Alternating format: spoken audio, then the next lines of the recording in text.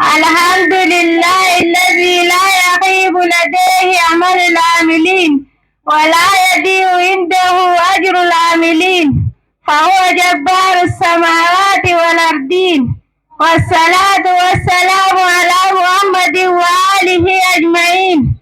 أما بعد، السلام عليكم ورحمة الله وبركاته. فالآن نتكلم لكم على طريق السؤال والجواب. سؤال: بماذا يدخل المرء في الإسلام؟ بماذا يدخل المرء في الإسلام؟ جواب: أولا في إقرار شهادة أن لا إله إلا الله وأن محمدا رسول الله وأن محمدا رسول الله. جاء في علمنا ما والي الإسلام النتسينا، علمنا ما والي الإسلام النتسينا.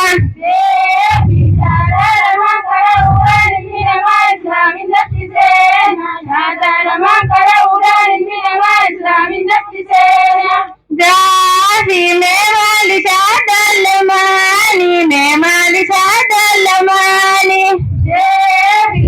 شهادة أن لا إله إلا الله وأن محمدا رسول الله وأن محمدا رسول الله. جاهي كان دبيحنا مالي، كان دبيحنا مالي. كبر ما نقام بمن الجيوش شايدا قبر الشيطان زمالتي محمد توني مسكرت جوليك ساتي محمد توني مسكرت جوليك ساتي. جاهي كان محمد رسول الله يجود مالي، كان محمد رسول الله يجود مالي.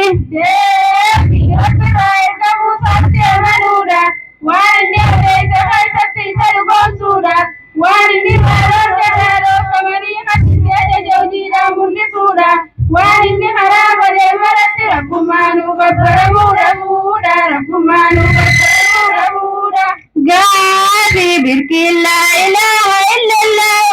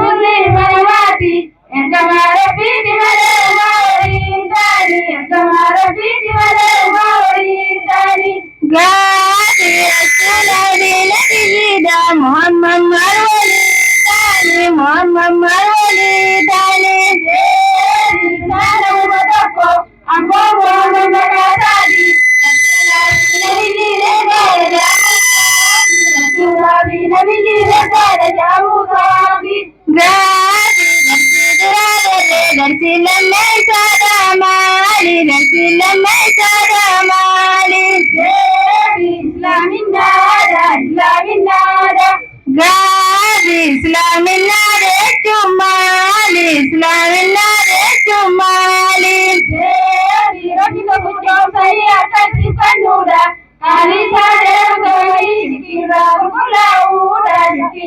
كلاودا غازي رغان دبي على مالي رغان دبي على مالي ربي ورانا بيبي ومن يسلم وجهه إلى الله وهو محسن فقد استمسك بالعروة الوثقى